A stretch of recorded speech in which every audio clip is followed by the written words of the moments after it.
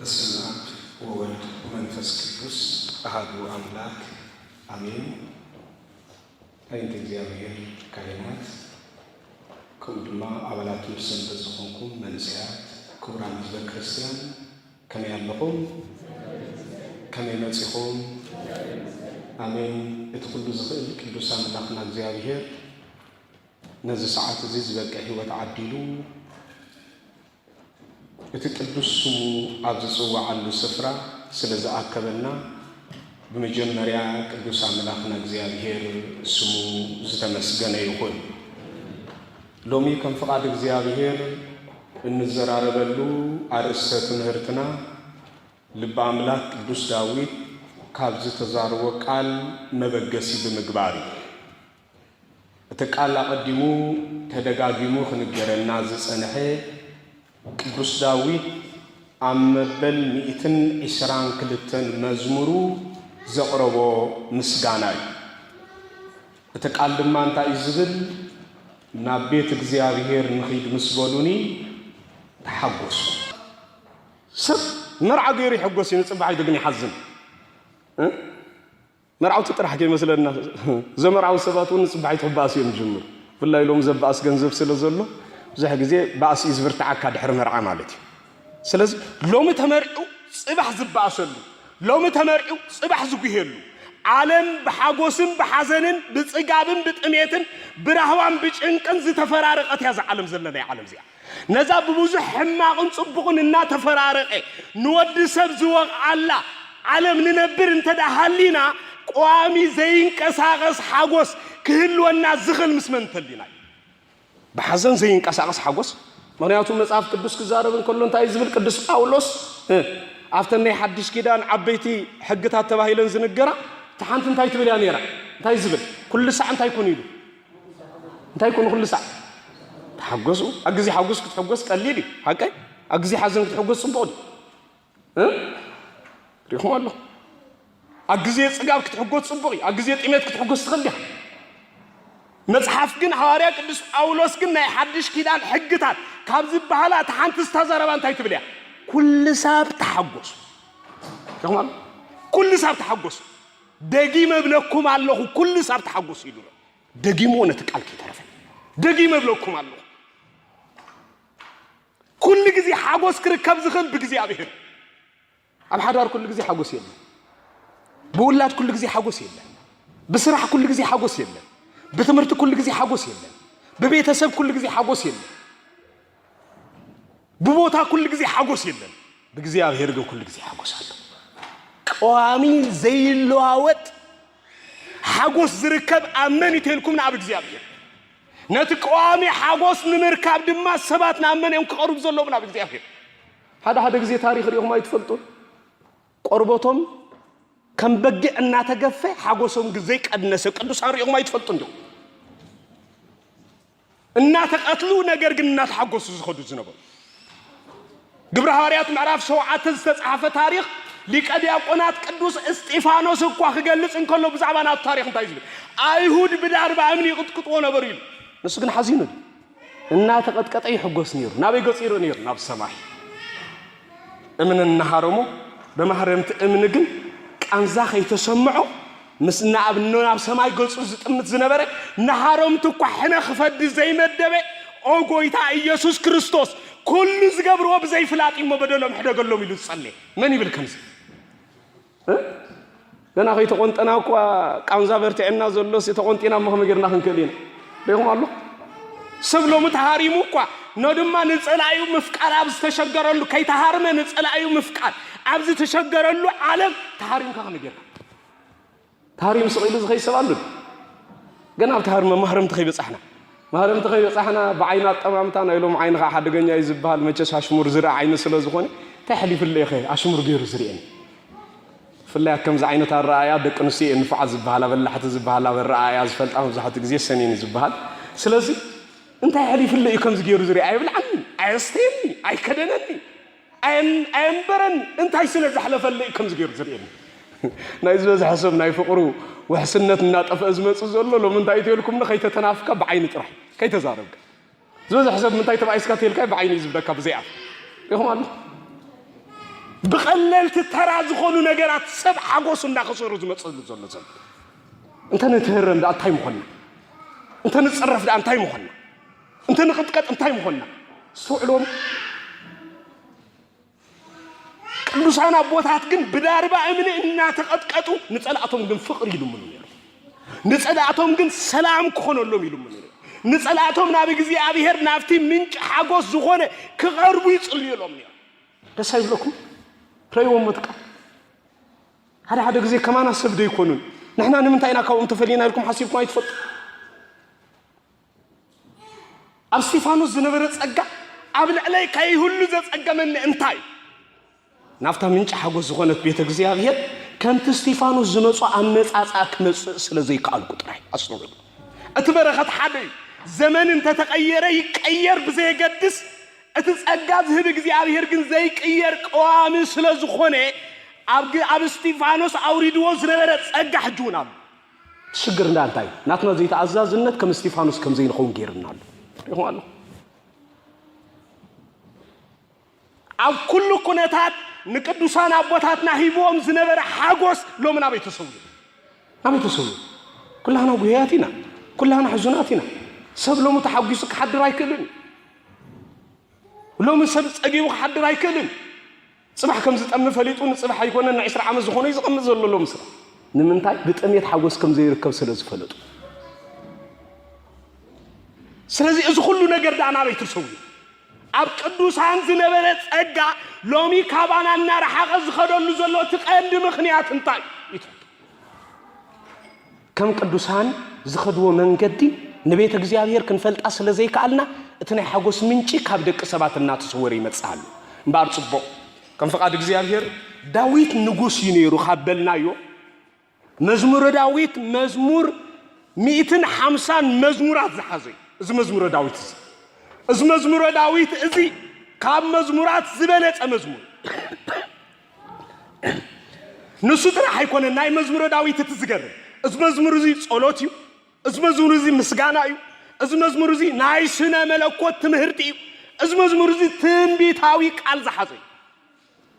ቅዱስ ዳዊት ዝመዘመረ መዝሙር ኣዝዩ እጹብ ዝኾነ መስተንክር ዘመናት ተዘሚሩ ክሰላቸው ዘይከኣለ ኣብ ዓለም ብዙሕ ናይ እምነት ምፍንጫል እኳ እንተጋጠመ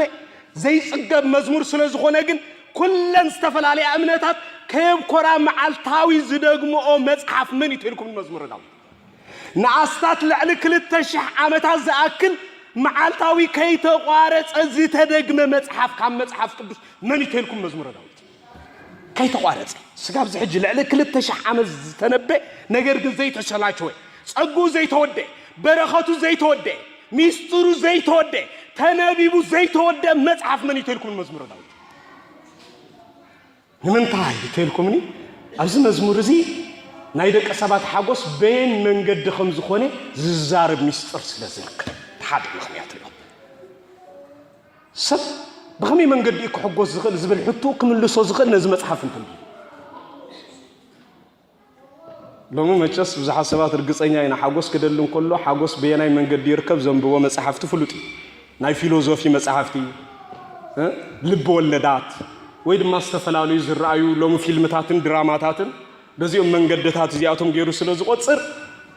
ፍሉጣት ናይ ዓለምና አክተራ ዝጥቀሙሉ ናይ ሓጎስ መንገድታት ክጥቀም ክብል ኣከቢድ ሓደጋ ዝወድቕ ሰብ ሎም ብዙሕ ሓቀይ ብዙሕ እዩ ሎም ንጥቀመሎም ዘለና ኣብ መናበሮና እቶም ዝበዝሑ ስታይል እኮ ካብ ፊልም ዝኮረጅናዮ መንበር ባዕልና ዘምጻናዮም ኣይኮነ ኣነ ርግጸኛ ኩለንትና ናሎም እንዳተቀየረ ዝመጽእ ዘሎ እዚ ሁሉ ዝመጽእ ግን ካበይ ተልኩምኒ ካብቲ ዓለም ኣሞዳታ ተስፋ ምስ ቆረጸት ናብ እትኸዶ ዘላ ጽውጽዋያት መድረኽ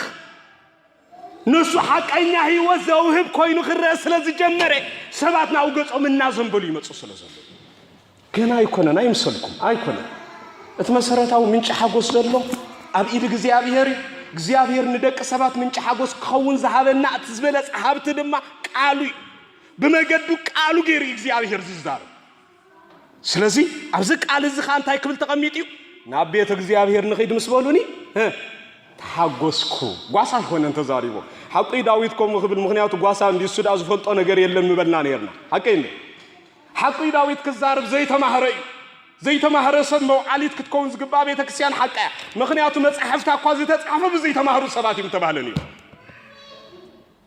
داويت كوميلو مزراب حقي مخنياتو كل خركب زيك على الدخاسب سلازنبره نروسو نمصننا عكبل زتزارو قاليو نمبلنا نيرنا جن داويت لعلو كل خقمطلو زخلن كل خبوغو اب زخلن بوتا استقمط اسد نيرو ابي نيرو ابيته منግስት ኮይኑ ዝተዛረቡ ቃል ከቤተ መንግስት ዝወፀ ቃል ይዚ ዓለም ኣብዚ በጽሐ ደረጃ በጽሐ ክትበጽሖ ትኽእል ላዕለዋይ ናይ ማዕርግ ደረጃ ዝበጽሐ ሰብ ነይሩ ዳዊት ኣብ ላዕለዋይ መድረኽ ተቐሚጥ ኢኻ ነዚ ቃል ዝተዛሪቡ ኣብ ተራ ነገር ከይመስለኒ ኣስተውዕል ኣብ ቤተ መንግስት ኮይኑ ዝበህጋ ዝነበረት ናይ ሓጎስ ምንጭ ግን ናበይ ሰዲድና ናብ ንጉስ ዳዊት ሓጎስ ደልየሞ ናበይ ክኸይድ ኢልና እንተ ንኸዶ ካብ ቤተ መንግስት ናበይ ዝልእኸና ናበይ ዝልእኸና ናበይ ገጽ ይሰድን ናብ ቤተ እግዚአብሔር መጀስ ተሓጎስ ዝርከብ ኣብ ቤተ እግዚአብሔር ስለዝኾነ ናብ ቤተ እግዚአብሔር ከይዲሉ እንተሰደና ሓደ ንጉስ ታይም ተሰማዕና ነው ዳዊት ዝገበሮም በአርዚ ናብ ቤተ እግዚአብሔር ንኺድም ስበሉኒ እንታይ ኢሉ ተሓጎስኩ ይኹም ኣሎ ኣብ ቤተ መንግስት ኮይኑ ኩሉ ሰብ ናይ ሓጎስ ምንጪ ቤተ እግዚአብሔር ከም ዝኾነ ኣሚኑ ናብ ቤተ እግዚአብሔር ገጽ ከይድ ከም ዘሎ ዓዚዙ ስለዚ ኩሉ ሰብ ናብ ቤተ እግዚአብሔር ገጽ ይኸይድ ባርናፍተ ቃል ከመጽየና ሕጂ ዳዊት ተዛራቢ ዳዊት ይካበልናዮ ዳዊት ድማ ከመይ ዓይነት ህይወት ዝነበረ ከም ዝኾነ ካብ ገለጽናዮ ናፍተ ቃል እስክንጽ ናብ ቤተ እግዚአብሔር ንኺድ ምስበሉኒ ተሓጎስኩ ናበይሉ ቤተ እግዚአብሔር ሓጎስ ዝብላ ክልተ ቃላት ክንሪአን አገዳስ ቤተ እግዚአብሔር መንያ ቤተ እግዚአብሔር መንያ ቤተ እግዚአብሔር ዝተባሃለት ርግጸኛ ኢና ብፍላይ ዛ ቃል እዚኣ ኣብ ዝኾነ ይኹን ክፍለ ዘመን ትጥቀም ዝኾነ ይኹን ናይ እምነት ተካላት ዝጥቀም አላይ እቲ ዝገርም ግን ቤተ እግዚአብሔር ምኻድ ከም ዘድሊ ይፈልጣይም ቤተ እግዚአብሔር ግን አይቀበላል ይሆማሎ ብዙሕ ወዚር ይሆማሎ ቤተ ክርስቲያን ጣዖት ይለን ይነግራሙ ናብ ቤተ እግዚአብሔር በምኻድ ሓጎስ ከም ዝርከብ ግን ይዛረባ ነዛ ጥቅስ እዚኣ ሰሪዘን አይወጻአም ቤተ ክርስቲያን ግን ቁንዕ ከም ዘይኮነ ይዛረባ ይሆማሎ ናብ ቤተ እግዚአብሔር ንኺድ ምስበሉን መቸስ ምኻድ ዘለዎ እዩ አነ ቤተ መቅደስ የዝብል ሰብለው ብዙሕ እንዲ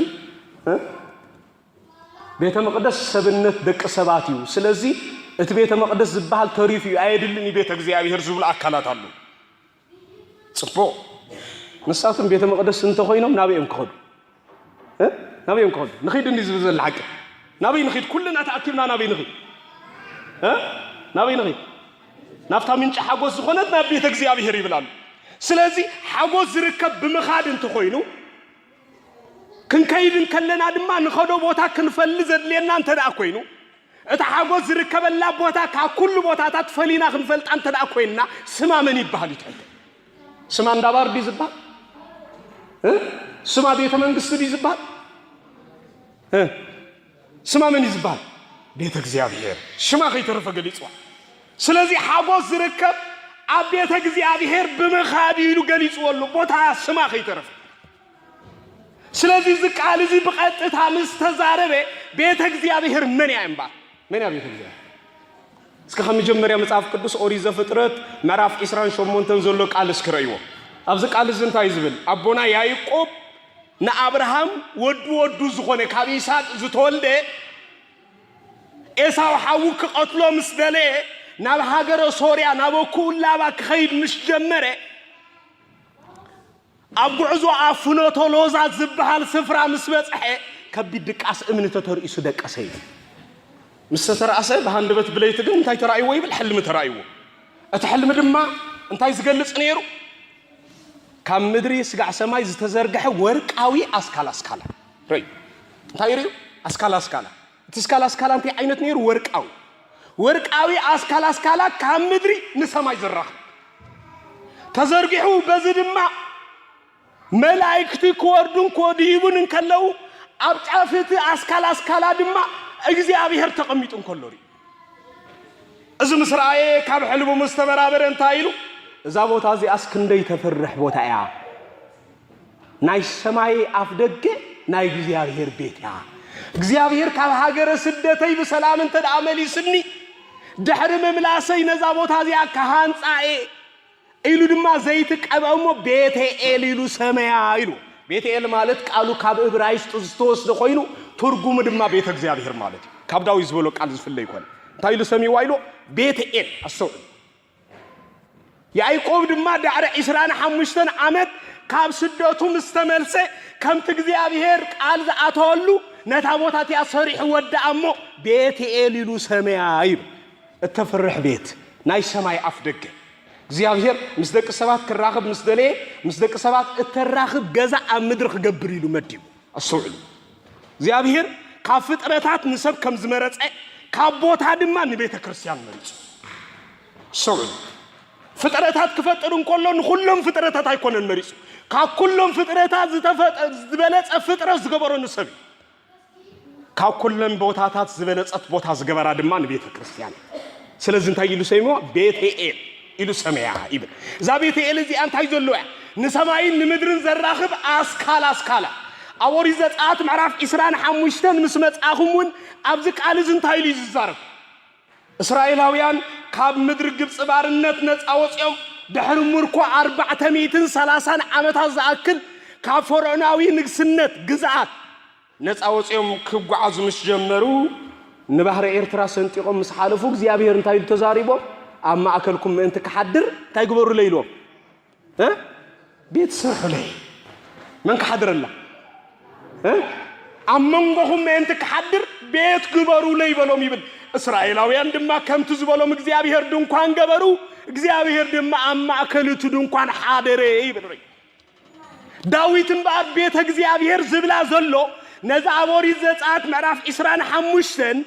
ኣቀድሙ እግዚአብሔር ዝተዛረበላ ድንኳን ኦሪት ነዚኣ ቤተ እግዚአብሔር ዝብላ ዘሎ እግዚአብሔር ዝሓድረላ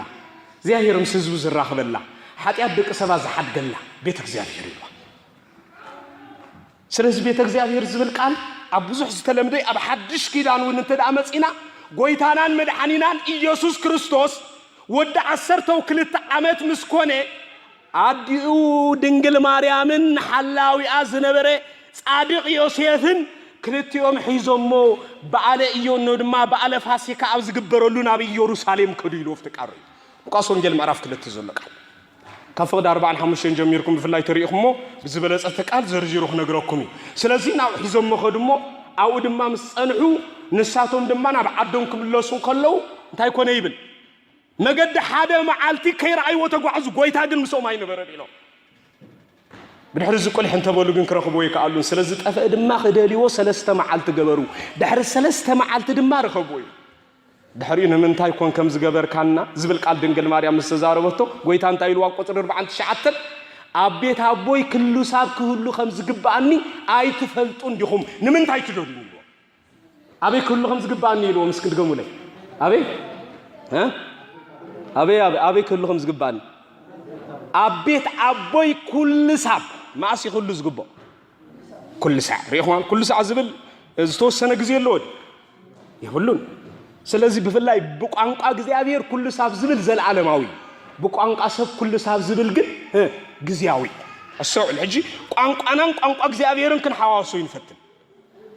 እትም ምትሕዋስ ምስተፈጥሮ ይሽግር ዝመጽእ ልክ ኣብ ኦሪት ዘፍጥረት ምዕራፍ 1 ፍቅድ 1 ዮሐንስ ወንጌል ምዕራፍ 1 ፍቅድ 1 ተተመልኪትኩም ክልተ ዓይነት ቋንቋ ኣሎ እዚ ክልተ ቋንቋ ግን ነንበይኑ ይትርጉሙ መጀመሪያ ዘፍጥረት ዝተጻፈ እንታይ ዝብል እግዚአብሔር በመጀመሪያ እንታይ ገበረ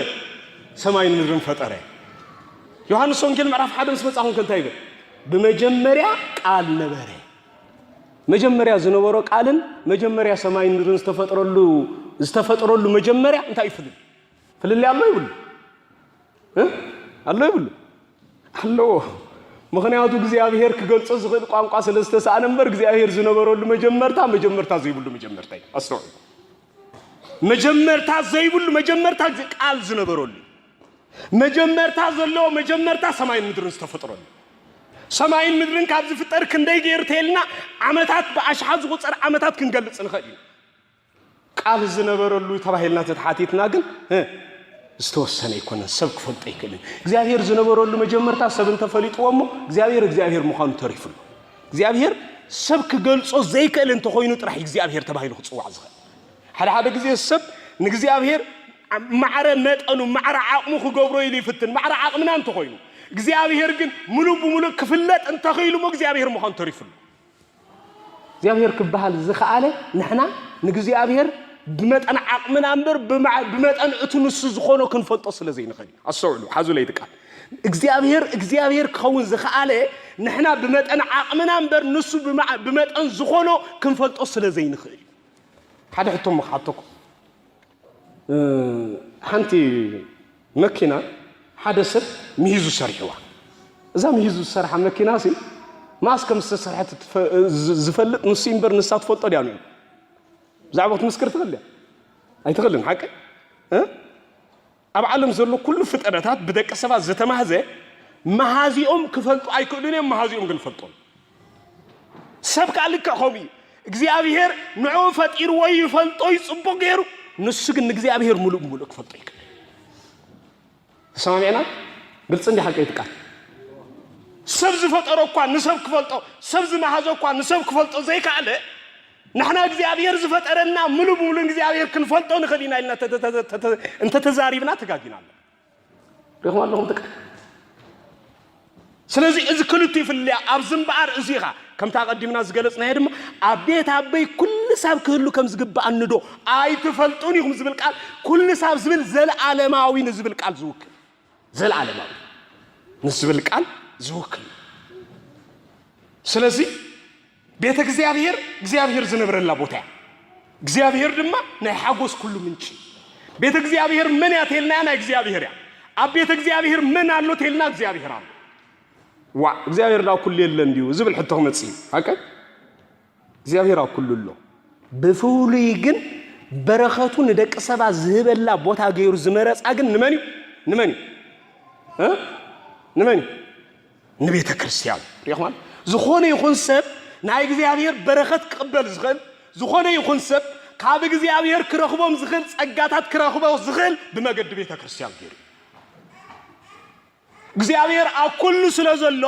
ኩሉ ጸጋታቱ ድማ አኩሉ ሎ ማለት አይኮነ እግዚአብሔር አኩሉ ሎ በባህሪው እግዚአብሔር ግን ኣብ ቤተ ክርስቲያን አሎ በጸጋታቱ አቀይ ተሰማመና ዶ ተቃል አላሁም ደምሳይ እግዚአብሔር አኩሉ ሎ በባህሪው ምክንያቱ እግዚአብሔር ሙሉ በኩልህ የካውንት ቤተ ክርስቲያን ከገልጾን ከሉ በቦታ ዘይውሰን አኩሉ ዝርከብ ሰማይን ምድርን ከይተፈጠረው እኮ ሰማይን ምድርን ይኹን ይሉ ዝፈጠረ ለዓለ ሰማይን ምድርን ዝስፍሓቱ ካብ ክንድዚ ክሳብ ክንድዚ ከውን ይኸሊ ተባሂሉ ዘይንገረሉ መን ይተልኩም እግዚአብሔር ጥራይ ሎም ሰባት ነንዶ እግዚአብሔር ክንድዚ ከውን ይኸሊ ይብሉ ክብሎ መጠን ሰማይ እኮ ክንድምንታይ ከም ዝኾነ ዓቂኖም ክፈልጦ ይካሉ ረህማ አላህ ግምታው ነገር ክዛረቡ ዝኽሉ እንበር ብልካዕ ክዛረቡ አይከሉን ያ መጠን ፀሐይ እትለቆ ዋዕይ ክሳብ ክንደዩ ዝብል ሕቶ እንተዳ ተላዒሉ ግምታው ይክዛረብ ዝኽል እንበር ናብ ፀሐይ ክቀርብ ዝኽል አካል ስለዘየለ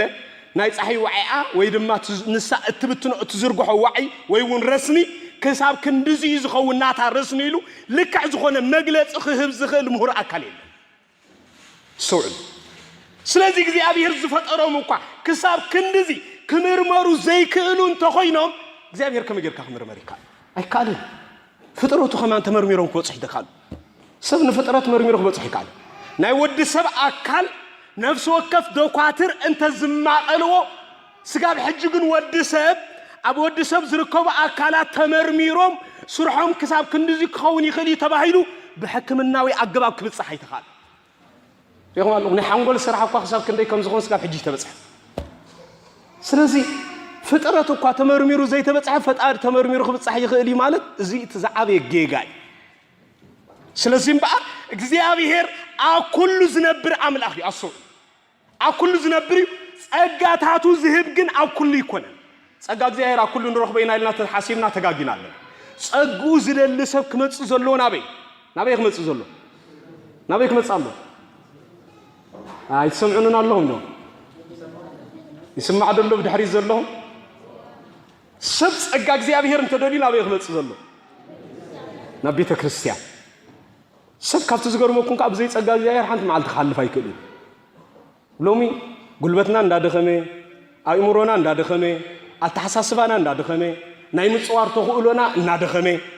እዚ ሁሉ እንዳደኸመ ዝመጽ ዘሎ ንምንታይ መስለኩም ነዚ ሁሉ ነገር عقم رخيبنا كنسجرولو نخل عقمن حيل زهبنا حكيم يكون عقمن حيل زهبنا እግዚአብሔር እዚ ጸጋ እዚ እንረኽቦ ካብ እግዚአብሔር ስለዝኾነ ሰባት ካብ እግዚአብሔር እናርሐቁ ክመጹ ምስ ጀመሩ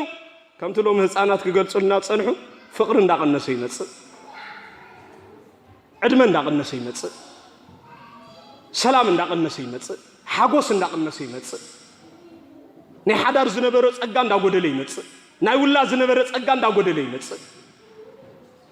ሰብ ኣብ ኩሉ ነገር ዕጉብ ናይ ምዃን ተኽእሉ እንዳቀነሰ ይመጽእ ወላዲ ምስ ውሉድ ቤተሰብ ምስ ወለዲ ናይ ምስማዕ ተኽእሎም እንዳጎደለ ይመጽእ ስለዚህ ኣብዚ ክፍለ ዘመን እዚ ኩሉ ነገር እናጎደለ ዝመጸሉ ዘሎ ክፍለ ዘመን ምዃኑ እኳ ሩይ እንተኾነ ናይዚ ትምንጪ ቀንዲ ጠንቅ እንታይ ትልኩምኒ ነታ ናይ ኩሉ ነገር እትህበና ጸጋ ዝኾነት ቤተ ክርስቲያን እንዳጎደልና እንዳቀነስና እንመጽእ ስለዘለና ስለዚህ ቤተ ክርስቲያን ናይ ኩሉ ነገርና ጸጋ ናይ ህልውናና መሰረቱ እኳ ቤተ ክርስቲያን ያሰው ናይ ህልውናና መሰረት أتنصوصنا عدمنا بحاجوس بمحلاف عقوبات كوينا خن كيز كعلنا مسك زي أبيهر نتبينا مسك زي أبيهر زينو برو سباتي ونزع عالم زي أبو سلام تسنا بيتوما مسك زي أبيهر زينو برو بسلام نزع عالم زي أسسنا بتاسل حد يلم بحق نقرأ من يزناي إيراق مراح زينو برو منصور لي سادات دي زبح الحق زي بحادق زي بمليونات زي أكل بنابال جيرو سبات في زينو برو سب كم زقر ممكن سب مقتل نعوق الليلينيو رأيهم بعد سب قتل نعوق الليليو نحاده سب كاب قتيلو زغيهلو حانت عمبابا خترغفن كلان توري يغوني من يتصادات ببهاريون تاين يرو زبحال زي عمبابا ازي فتو سلازنبر حانت عمبابا خترغفن كلان توري واي ينبعنيو بمليونات ذا اكل سب قتلون كله كن حزن زبحال يسمعني يوم ناي سب قلبتش هذه زعزنكم صقا غير እንዳጎደልና እንተ ዳመጽና ሰብ ንጸልእ እንስሳ خنفقد እንጂ ሰብ ንጸልእ አዝርዕት خنفقد እንጂ እዚ ቁጣ በእግዚአብሔር በሐቅ ነግሮ ሰብ እግዚአብሔር እንተ ተቆጥዒዎ ሰብ ክጸልይ ጅምር ካብ ሰብ ዝተሓቱ ነገራት ካለ ዕሊ ሰብ አኽቢሩ ክርኢ ጅምር ወዳታት ዝገርም ንሰብ ክቀትል ምንም ዘይፈርሕ ዝነበረ ሰብ ንሰብ መቅታል ከም ጽንጽያ መቅታል ገይሩ ዝቆጽር ዝነበረ ንጉስ አሞዳታ ንሱ ግን አሞዳታ ከተሓዝን ከሎ ግን ሰብ ምእንተ ከይቀትሎ መከላኸል ዝኾን ሽጉጥ ሒዝ ጸኒሑ ምሽጉጥ ይተታሒዙ አይደንቀኩም ረግሞ الله ሰብ ነዛ ዓለም ዚ ኣብ ሰላም ክሰናበታ ዝኽእል ናይ ህይወት ወሕስነት ክስምዖ ዝኽእል ኣብ እግዚአብሔር እንተሉ ጥራይ ኣብ እግዚአብሔር እንተዘየሉ ሰብ ሞት እኳ ከይተረፈ ይዘፍራ ስሞን ጻድቅ ስሞን አረጋዊ ኣብ መጽሐፍ ቅዱስ ተገልጸ ንጎይታ ኣብ ቤተ መቅደስ ምስ ሓቆፎ ንጎይታ ዝለመኑ ሓደ ልመና እንታይ ነይሩ يعينتي حجي نمدحان كاري أنين أمو نباري خان تاي قبرو يلو بسلام مع السنابتو وسدن حجي أخلن من قصتخا نافيقي أتابع حقوس نزل عالم زنبر الله عالم نافيقي يلو كسل زجمري قناب عالم كلو نار سميات مخاز زنافقو سبات كركبو الزخيلو بيتك زاهر تلينا بيتك زاهر مبار من يأتي لكم بيتك كريستيان بيتك كريستيان انت لينا كل ጸጋታትና እግዚአብሔር ክመልሰልና ይካሉ ሰብ ኣብ ዓለም ክነብር ዝኽእል ብዙሕ ገንዘብ ስለዝሓዘ ይኮነ ንሰብ ዘንብሮ በረኸት ገንዘብና በረኸት ዘለዎ ክኸውን እንተኾይኑ በረኸት ዝርከብ ኣብ ቤተ እግዚአብሔር ንሰርሓሎም ካምፓኒታት ገንዘብ እንበር በረኸት አይከፍሉናን ማስተውሉ ንሰርሓሎም ትካላት ገንዘብ እንበር በረኸት አይከፍሉናን በረኸት ዘሎ ኣብ እግዚአብሔር ገንዘብ ዝህቡና ግን ዘስሑና ተካላት ኮኑ ኹልዩ ንነብረሉ ዘለና ሃገር ወይ መንግስቲ ገንዘብ እንበር በረኸት ክበና ይከልን በረኸት ዘሎ ኣብ እግዚአብሔር ንዝተዋህበና ኩሉ በበረኸት ክንነብረሉ ዝካለና በዕግበት ክንነብረሉ ዝካለና ካብ ዓለም ዝረኸብናዮ ሒዝና ሰቂልና ይንጠቀመሉ ታይራ ንግበሩ ናፍትና በረኸት ቦታ ነንጽ በረኸትና ቢድ እግዚአብሔር ያዘሉ كل بركتنا زوجة كم من يلو كاب صيون يكوينو كل بركات كاب صيون زوجة أنت دا كوين بركات كاب عالم أي نتصبني أب عالم بزح جنزب كل يغلي بزح بركات جنيه أب عالم بزح تمرت كل يغلي بزح مسوع على الجنيه أب عالم بزح فلسفنا كل يغلي بزح أمنات جنيه بزح أمنات زلا أبيت لكم أبيت أجزي أبي هري سلازي بيت أجزي أبي هر من يعتدى تبعين نايز بيت كريستيان زلنا مصحف قدوس أكل زمانات بزعبا بيت أجزي أبي هر أرقيق ناس في انتظاري بيو ቤተ እግዚአብሔርና ኩሉ ነገርና ምንጫ ኢየሱስ ክርስቶስ ኣብ መስቀል ተሰቂሉን ዓለም ዘድሓና ኣበይ ኣብ ቀራንዮ እንዲ ሓቂ ክርስቶስ ክስቀል ኩሉ ይነበርና እቲ ክርስቶስ ክስቀል ከሎ ንደቂ ሰባት ዝተዋሃበ ናይ ድሕነት ጸጋ ኣኽሚ ጌርና ኢና ክንረኽቦ ዝከኣለና ኣብ ቤተ እግዚአብሔር መጽ ይኹም ኣሎ ቤተ ክርስቲያን ማለት ቀራንዮ ማለት ቀራንዮ ሓንሳብ ኣብ ኢየሩሳሌም ዘላ ቀራንዮ ጥራሕ ከይመስለና ቀራንዮ ኣብ ኩሉ ዓለም ያዘላ እዛ ኣብ ኩሉ ዓለም ዘላ ቀራንዮ ድማ ኣብ ያላ ተልኩም ኣብ ቤተ ክርስቲያን ቀራንዮ ኣብ እስራኤል ከይድኩም ትረኽቦ ኣብ ሓደ ቦታ ጥራሕ ኢየሱስ ክርስቶስ ኣብ ኩሉ ቦታ ከይድኩም ትረኽቦ ኣብ ቤተ ክርስቲያን ኣስዑድ ስጋ ወልደ እግዚአብሔር ዝተፈተተ ኣብ ቀራንዮ ስጋ ወልደ እግዚአብሔርን ደሞ ወልደ እግዚአብሔርን ናይ ዘለዓለማውነት ዕድመ ዝልቅበልና ንረኽቦ ድማ ኣብ ቤተ እግዚአብሔር ስጋይ ዝበልዐ ደመይ ዝሰተየ እንታይ ኣሎ እስከ ቀጽሉለይ እንታይ ኣሎ ናይ ዘለዓለም ህይወት ኣሎ ስጋይ ዘይበልዐ ደመይ ዘይሰተየ ናይ ዘለዓለም ህይወት ይብል ባረይ ስጋ ወልደ እግዚአብሔር ኣብ ዝኾነ ይኹን ቦታ ክንረኽቦ ይንኽእል ኣብ ይዝርከብ ቤተ ክርስቲያን ሰብ ነቲ ዘለዓለማዊ ህይወት ዝህብ ኣስተውዕሉ እዚ ኣብ ዓለም ዘለናዮ ኮንትራት ግዝያዊ ኣብዚ ዓለም ዝመጽኡ ቋሚ ተቐሚጡ ዝነበረ ሰብ የለን ኩሉ ሰብ መጽኡ ግን ከይዱ ነይሮም ንብሎም እምበር ኣለዉ ንብሎም ሰባት ውሑዳት ካብቶም ኣቐዲምና ንፈልጦም ዝነበርና ምናልባት ካብ እንፈልጦም ዘለው እቶም ዝኸዱ ዝተፋነናዮም ዝበዝሑ ክኾኑ ይኽእሉ እዮም ንምንታይ ተልኩም ንዛ ዓለም እዚኣን ወዲ ሰብ ቋሚት መንበሪት ክትከውን ተባሂላ ዝተዋሃበት ኣይኮነት ቋሚ መንበሪኡ ናይ ወዲ ሰብ ድሕሪ ሞት ዘሎ ህይወት ድሕሪ ሞት ዘሎ ህይወት ቋሚ መንበሪና ስለ ዝኾነ ነዚ ቋሚ ድሕሪ ሞት ዘሎ ህይወት ከዓ ብኸመይ ከም ንዕድጎ ብኸመይ ከም ንሕዞ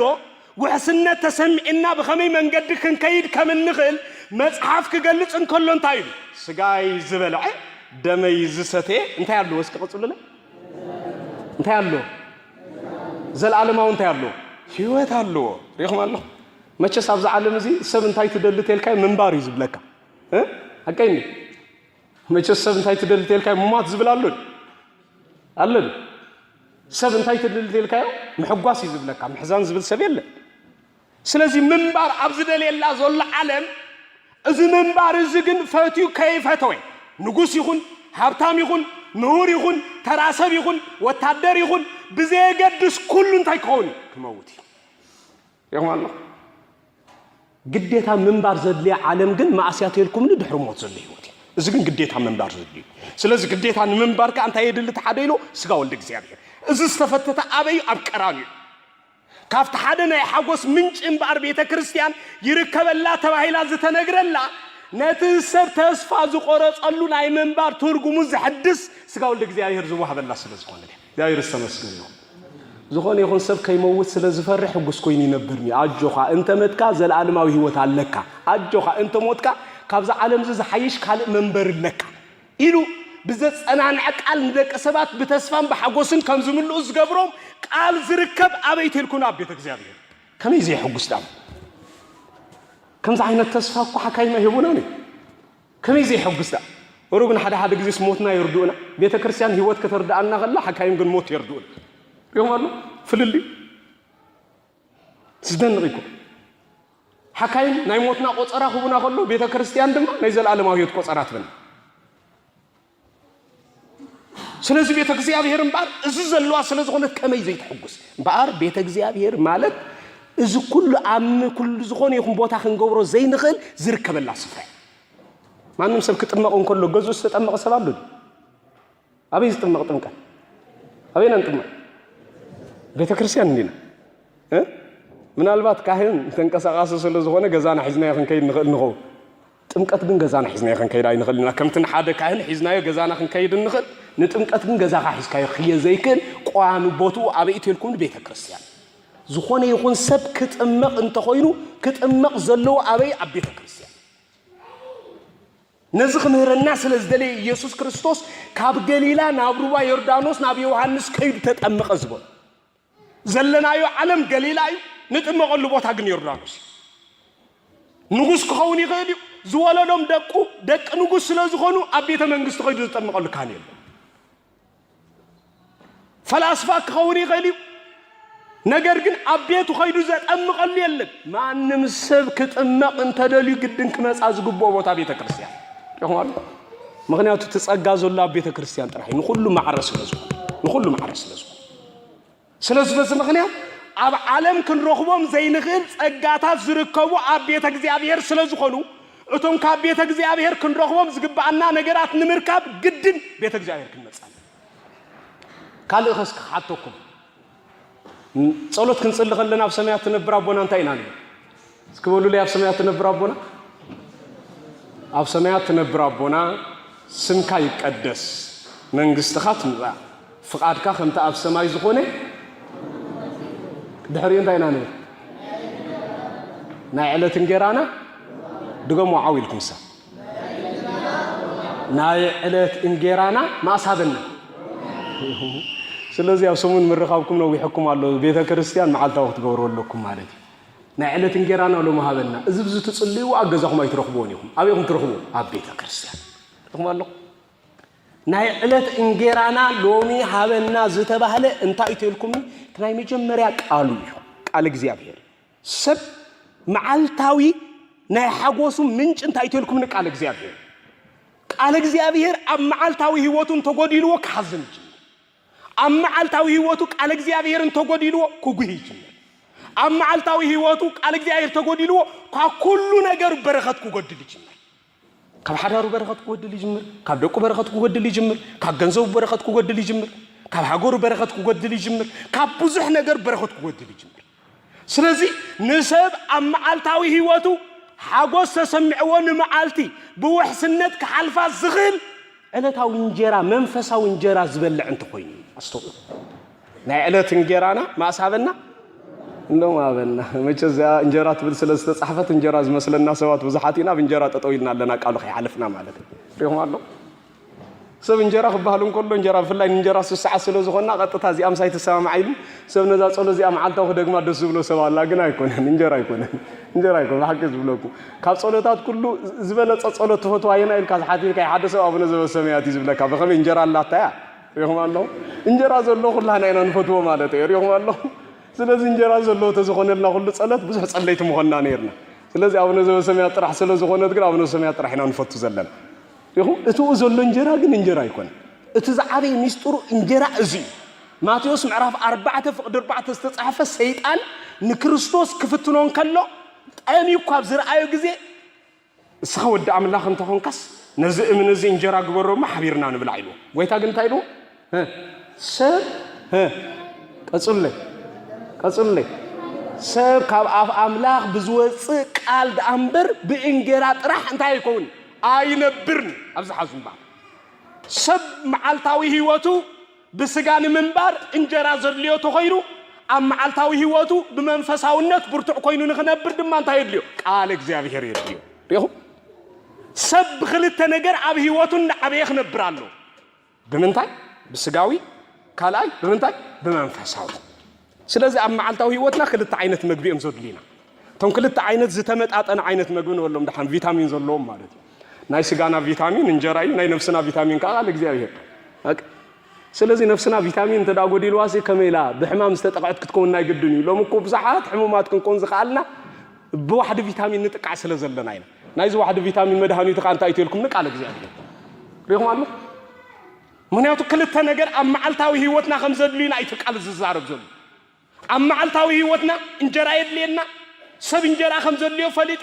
ንእንጀራ ምእንቲ ክምህርር መዓልታዊ ዝደክም ኣብ መዓልታዊ ህይወትና ቃል እግዚአብሔር የድልየና ኣብ መዓልታዊ ህይወቱ ድማ ቃል እግዚአብሔር ክምገብ ኣሎ ነዚና ዕለት እንጀራና ሎሚ ሃበና ኢልና ንጽሊ ዘለና መዓልታዊ ቃል እግዚአብሔር ክንምገብ ክንክእል ኣለና መዓልታዊ ቃል እግዚአብሔር ከነንብብ ክንክእል ኣለና ሓጎስ ዝርከብ ኣብ ቃሉ ተኾይኑ ነዚ ኣብ ዘንበብና መዓልታዊ ግዜ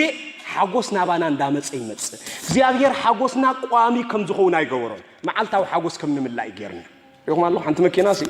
ነዳድን ተወዲያስ ግድን ነዳድ ክትምላእ ተኾይና ናበይ ክትከይድ ኣሎ ናበይ ክትከይድ ኣሎ ናብ እንዳ ነዳድ እንዳ ክትከይድ ዘሎ ሓቀኝ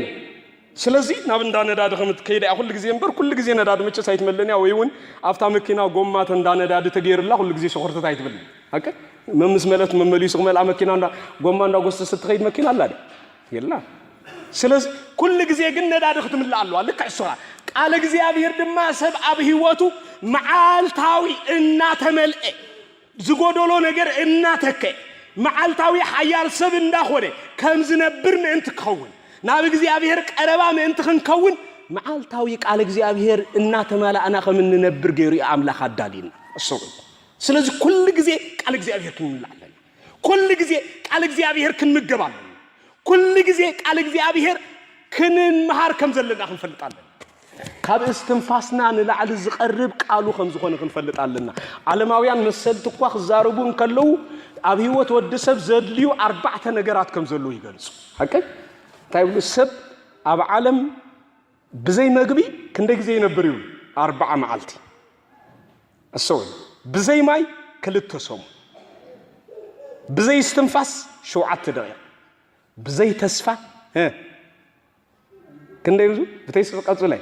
بزي تسفى جن شو عتسكن دخل أن حيك إلني اللهم دمسي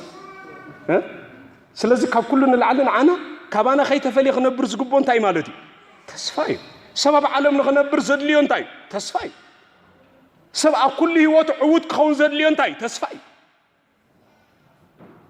نسب أب عالم عدمة توسيخو خنبر زدلين تاي تسفاي تسفا تقولي سبك موت يزدل هكاين بزحات زموت سبات كو تسفا سلو زقروصي أب عالم نعوم زتقم نجر كم زلو غيرهم سلازي تردي عالم كل نجر نعوم صلمات سلازي خونتهم صباح نعوم برهان كم زلو زريوم أكل سلازي ترخبي ريهم الله كل صلمات مسكونكا كاب كل خا تسفا مسقورصكا موتكا ختقالات سلاسدلي أكساركا غمتت سلازي تسفا لأن كل نود سب زقربي أنت تسفا تزركب كأبي أبي زركب تسفا أنا صحف قدوس يقول الله تسفا زركب بعد سب كنبر زي كل سقع شو عتكاليت بزي تسفا تغيرو تسفا دما زمل عنا من يتهلكمني زقالو زي كاب قال እግዚአብሔር ተስፋ ረከብ ዝኸል ካቃል እግዚአብሔር ይሰብ ናይ መንበር ዓቅም ረከብ ዝኸል ካቃል እግዚአብሔር ይሰብ ተስፋ ኸይቋረጸ በዘጋጥሞ መሰናኽላት ጽኑዕ ሰብ ኮይኑ ዕጉስ ሰብ ኮይኑ ሓያል ሰብ ኮይኑ ሕጉስ ሰብ ኮይኑ ንኹሉ ነገር ክሰግሮ ዝኽል ቃል እግዚአብሔር እንተ ጎዲልና ግን በሁሉ ነገር ባዶነት እና ተጠቃና ሙሉ ሞራልና ዝወደቅና ሰባትና ምዃነ እንዳኸድና ከይድ እንችላለን ስለዚህ በዚህ ምክንያት ናይ መጀመሪያ እንታይ ትልኩም ናይ ሓጎስ ምንጭ ቃል እግዚአብሔር ኣብ ዕለታዊ ህይወትና ቃል እግዚአብሔር ክንምገብ ይግባል ናይ ቃል እግዚአብሔር መግቡ ቦቱ ድማ ምን ይተልኩን ቤተ ክርስቲያን ሰበክት በይና እንረኽቦ ቤተ ክርስቲያን እንደ ሐቅ ስለዚህ ቃል እግዚአብሔር እንምገበሉ ቤተ ክርስቲያን ስለዚህ ኣብ ቤተ ክርስቲያን ቃሉ ክንምገብ ይግባልና ማለት በኋላ ኣብ ቤተ ክርስቲያን ቃሉ ክንምገብ ይግባል ካላይ ከንታይ ናይ ዕለት እንጀራና ሎ ማህበና ዝተባለ ቃል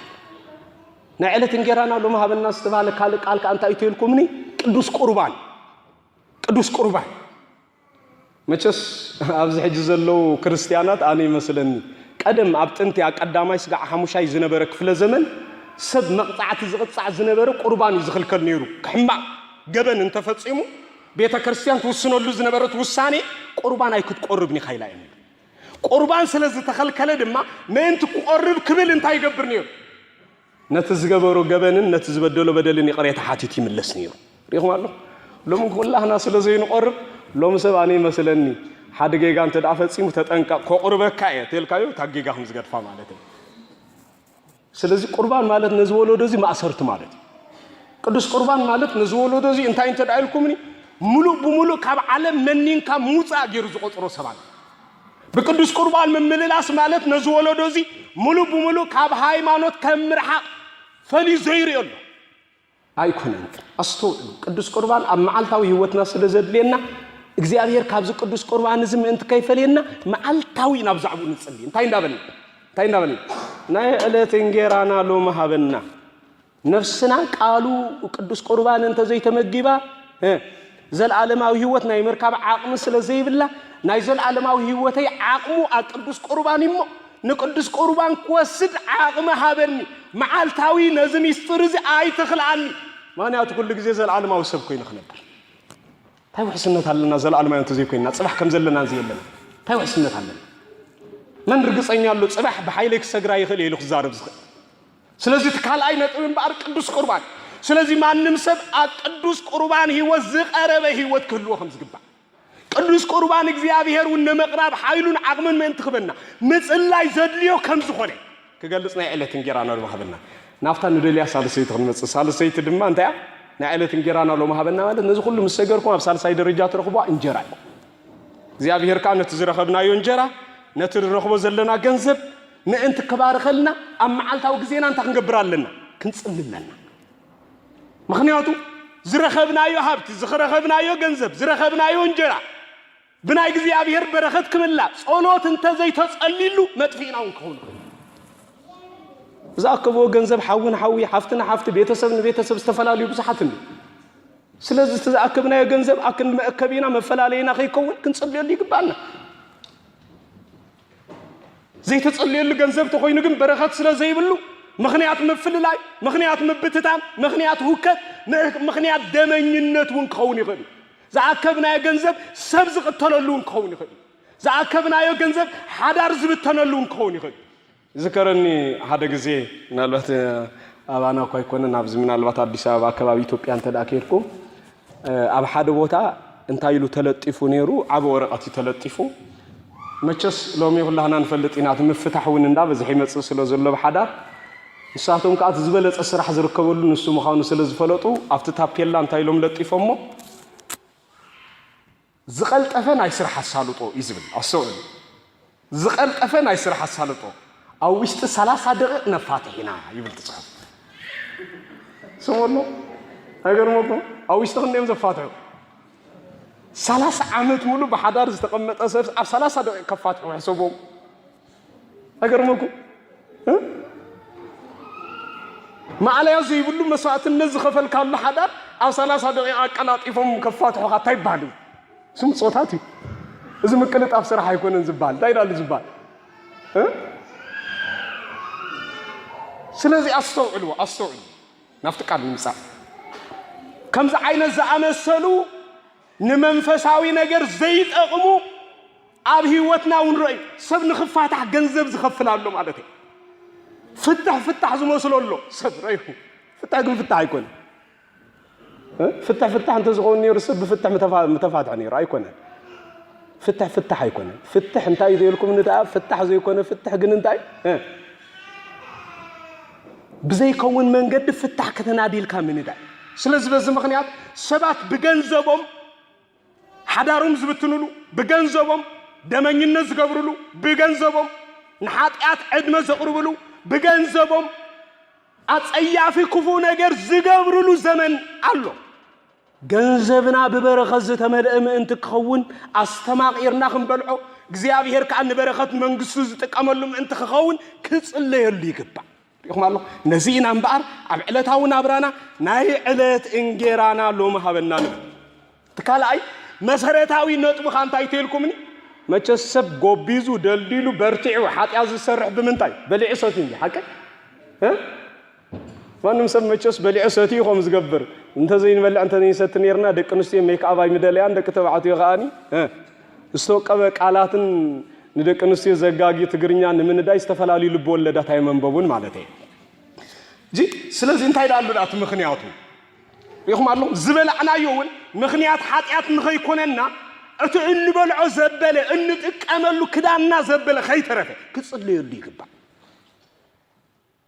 ዘይተጸለየሉ ዘበለ ሁሉ ነገር نمخنيات ودقت مخنيات سلازخون اللبابسانا ودقت مخنيات كيكون أبلالعنا ودقت مخنيات كيكون الستاتيانا ودقت زعدم كيكون أقماقمانا ودقت زعدم كيكون اللبابسانا ودقت زعدم كيكون كنصلي اللي يقبعنا نزي أنبار أبصلوتنا ناي علت انجرانا لو ما هبنا ندابلا نص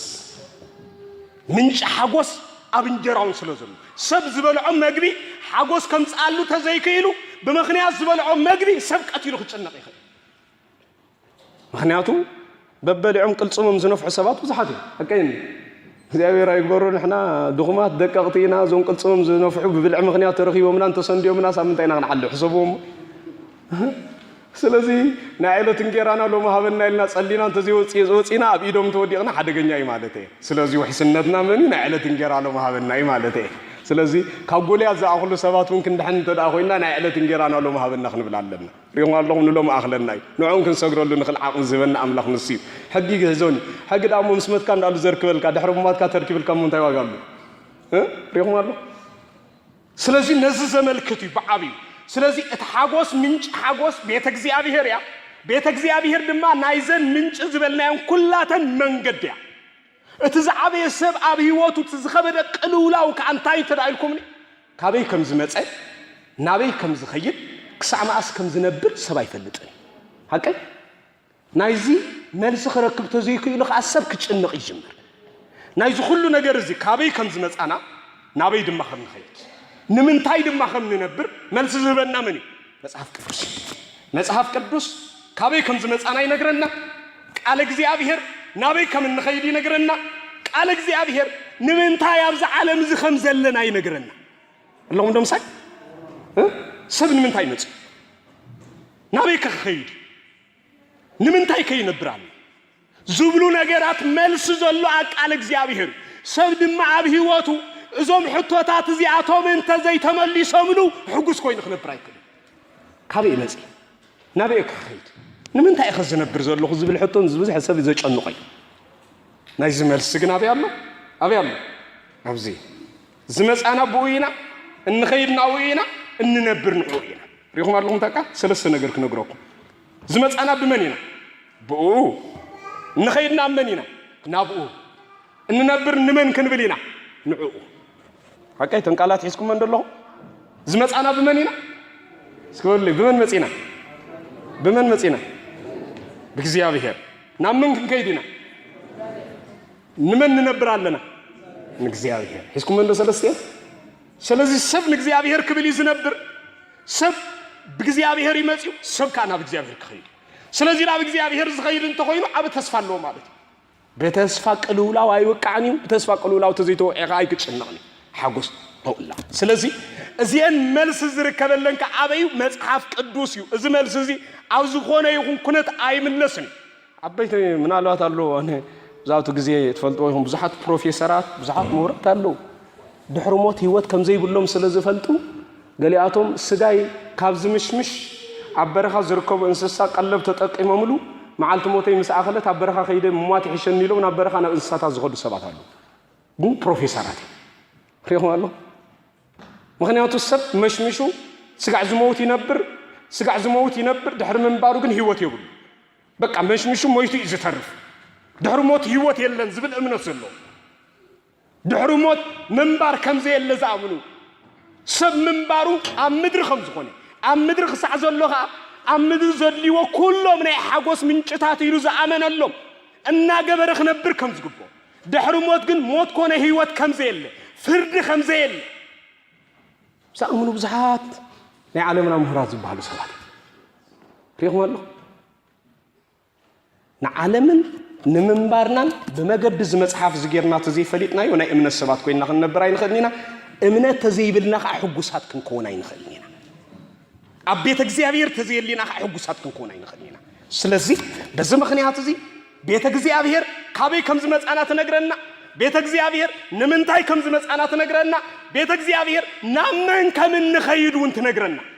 እዚ መልስ እዚ ተረኺብና ከዓ ዕጉባት ኢና እግዚአብሔር ዝተመስገነ ይኹን ስለዚህ እዚ ኩሉ ምስተመለሰልና ናብ ምንታይ ክንሰጋገር ንጅምር ናብ ሓጎስ ሪኹም ኣለኹ ናብ ቤተ እግዚአብሔር ንኸይድ ምስ በሉኒ እንታይ ኮንኩ ኢሉ መወዳእታ ተሓጎስኩ ሓጎስ ክመፅእ ዝኽእል ድሕሪ እዚ ይበሃል ሓጎስ ኣብ ኢድ ነገስታት ኣይኮነን ሓጎስ ኣብ ኢድ ምሁራት ኣይኮነን ሓጎስ ኣብ ኢድ ገንዘብ ኣይኮነን ሓጎስ ኣብ ኢድ ሓያላት ኣይኮነን ሓጎስ ኣብ ኢድ እግዚአብሔር ናይ ሓጎስና ኩሉ ምንጪ እግዚአብሔር ከም ዝኾነ ብምእማን بمجد እግዚአብሔር ክንከይድ እንተጀሚርና ቁሉላው ኣብ ዘለዎ ቦታ እኮ ሕጉሳት ኮይና ክንነብር ንጀምር ኩሉ ነገር ዘይሽዕሮ ምስ እግዚአብሔር ዝነብር ሰብ ይሞኒ ናብ ቤተ እግዚአብሔር ንኸይድ ምስ በሉኒ ተሓጎስኩን ዝብል ቃል ኣብ እምንና ኣብ ውሽጥ ቅጽላት ልብና ቀሪጽና በመሐስ ምስ እግዚአብሔር ዘለና እምነት ንምጽናዕ መንፈሳውነትና ንምብርታዕ ሃይማኖትና ሕይልና ንምሐዝ ቤተ እግዚአብሔርን ነፍቅር ቋሚ ዝኾነ ኣብ ቤተ እግዚኣብሔር ህልውና ዘለና ሰባት ክንከውን ይግባአና ካብዚ ዝበለፀ ንዓና ዝሓይሽ ስፍራ የለን ብሓቂ ነግረኩም ሰባት ሎሚ ካል ዝሓይሽ ስፍራ ዘሎ ዝመስሎም ኣሎ የለን በምንም ተኣምን ኣብ ዝኾነ ይኹን ቦታ ከይድና ክንረክብ ኣይንኽእልን ካብ ቤተ እግዚኣብሔር ዝምረፅ ዝሓይሽ ሰብ ዕረፍቲ ዝረኽበሉ ሰላም ዝረኽበሉ ሓጎስ ዝረኽበሉ ቅሳነት ዝረኽበሉ ብርታዕ ዝረኽበሉ በረኸት ዝረኽበሉ መንፈሳውነት ዝረኽበሉ ጽንዓት ዝረኽበሉ ካብ ቤተ እግዚኣብሔር ዝበልጽ ቦታ የለን በምንም ተኣምር ስለዚህ ቤተ እግዚአብሔር ናይ ዝኩሉ ምንጭ ያሞኒ ነዛ ከምዛ ዓይነት ምንጭ ዘለዋ ቤተ ክርስቲያን ከነፍቀራን ኣብ ኣጸኒዕናን ክንነብር ይግባአና ነዚ ንኽንገብር እግዚአብሔር ይደግፈና ናብ ቤተ እግዚአብሔር ንኺድ ምስ በሉኒ እስክበሉ ላይ ዓዊልኩም ተሓጎስኩ ናብ ቤተ እግዚአብሔር ንኺድ ምስ በሉኒ ተሓጎስኩ መቸስ ካብ ሕጂ ንንዮ እዛ ቃል እዚኣ ሰሚዕናያ ኢና ኣብ ዝዓዲ ኦስትርያ ዘለው ሰባት ናብ ቤተ እግዚአብሔር ንኺድ እንተኢሎምና ምኽንያት የብልናን ማለት እዩ መቸስ እንዳተሓጎስካ ክንገር ዝግብኦ ቃል ኖ ስራሕ ኣለኒ ኖ ካልእ ምኽንያት ኣለኒ ኢልና እንተ ደኣ ጀሚርና ሓጎስና ፈሪሱሉ ማለት እዩ ሓጎስ ዝርከብ ኣበይ ስለ ዝኾነ ኣብ ቤተ እግዚአብሔር ስለዚ ቤተ እግዚአብሔር ቅድሚ ኩሉ ብሂወትና ሰሪዕና ክንነብር እግዚአብሔር ይደግፈና ምናልባት ነዊሕ ሰዓት ወሲደ ይኸውን ግን ምናልባት ተመስጦ ኣሰማማዓኹም ስለ ዝረኣኹ እየ ንምስማዕ ቅልጡፋት ንምዝራብ ግን ድንጉያት ምዃንኩም ስለ ዝተረዳእኹ እየ ትዘረባን ውሕዮ እምበር ከቋርፅ ሓሲበ ነይረ ቀልጢፈ ስለዚ ዝበለፀ እግዚአብሔር ነቲ ዝተምሃርናዮ ኣብ መዝገብ ልብና ጽሒፉ ንበረኸት ንፍጹም ዝኾነ መንፈሳውነት ይግበረልና ኩላህና ነቲ ጀሚርናዮ ዘለና ኣጀማምራ ስጋዕ መወዳእታ ኣጽኒዕና ክንሕዞ ካብ ቤተ እግዚአብሔር ንላዕሊ ዝበልጽ ኣብ ዓለም ምንም ነገር ከምዘየለ ብምእማን ንቤተ እግዚአብሔር ዘለና ፍቅር ጽኑዓት ክንገብር ንቤተ እግዚአብሔር ክኽፈል ዝግብኦ መስዋዕትነት ኩሉ ንምኽፋል ድልዋት ክንከውን ይግባአና እሞ ነዚ ንኽንገብር እግዚአብሔር ይደግፈና ካብ ኩሉ ነገር ልዕሊ ኩሉ ዝሓልየልና ብዘይ ኣድልዎ ዘፍቅረና ንዝጎደለና ኩሉ ኣብ ዘድልየና ግዜን ሰዓትን ዝምልኣልና እግዚአብሔር እሞ ነቲ ከምዚ ዝገብር ኣምላኽ ድማ ንዑ ክንቀርቦ ናባናው ንሱ ዝጽውዕ ከምታ ቀዲሙ ሓውና ክብለና ጸንሐ እዛ ቅድሜና ዘላ ስእሊ እውን ተመልክት ንኾምያ እግዚአብሔር ናብ ዘለናዮ ቦታ መጽኡ ናብ ቤተ እግዚአብሔር ዘምጻል ሪኹም ኣሎ እግዚአብሔር ዳ ንጉስ እንዲ ንጉስ እኮ ተኸዶም በራይት መጸን ኢኻ ነገስታት ክንሪኦም እንተ ኮይና ክንከዶም ኣለና እግዚአብሔር ግን ክንሪኦ እንተ ኮይኑ ባዕሉ ይዝመጸና ሪኹም ኣሎ ካብ ነገስታት ዝበልጽ ንጉስ እኳ እንተ ኾነ ንሱ ግን ንዓና ንሕና ንኽንመጸ ንሱ ይዝመጸና ኣብ ነፍሲ ወከፍ ልብና ኮይኑ ዘንኳሕኳሕ እንታይ እንዳበለ ሪኹም ኣሎ ኣብ ኣፍ ደገ ደው ኢለ የንኳሕኳሕ ኣለኹሞ እቲ ድምፀይ ሰሚዑ ዝኸፍተኒ ኣነ ምስኡ ክሓድር ንሱ ድማ ምሳይ እዩ ሪኹም ኣሎ ኣብ ዘለናዮ ቦታ መጽኡ ናብ ቀጽሪ ቤቱ ንኽእክበና ዘናድየና ዝጓስየና ዝሕልወና ዝከላኸለልና ብዘይ ምርመር መንገዲ ካብ ሓደጋ ሓሊ ዘውፅኣና መን ይትልኩም እግዚአብሔር ክንደይ መሰናኽል ኣብ ህይወትና ሓሊፍና ኣለና እዚ ኩሉ መሰናኽል ብጥበብና ዝሓልፍና ይመስለና ክእመን ዘይክል ሓደጋታት ዝወፃናሉ ዘመናትን ግዜና ኣሎ እዚ ኩሉ ዝበለ ሓልፍና ግን ብመን ብኢድ እግዚአብሔር እቲ ዝሕልወና ኣምላኽ እንተ ቀሪብናዮ ካብኡ ዝበልፅ ስራሕ ይሰርሓልና እሞ ንዕኡ ክንስዕቦ ስጋዕ መወዳእታ ምስኡ ጸኒዕና ክንነብር እግዚአብሔር ይደግፈና ቅዱስ ኣምላኽና እግዚአብሔር ስለ ዝመሃረና ስሙ ዝተመስገነ ይኹን በዓልና ናይ በረኸት በዓል ናይ መንፈሳውነት በዓል ይግበረልና እዚ ጀሚርናዮ ዘለና ምጅማር እዚ ኸኣ ናብ ዓወት ዘብፅሕ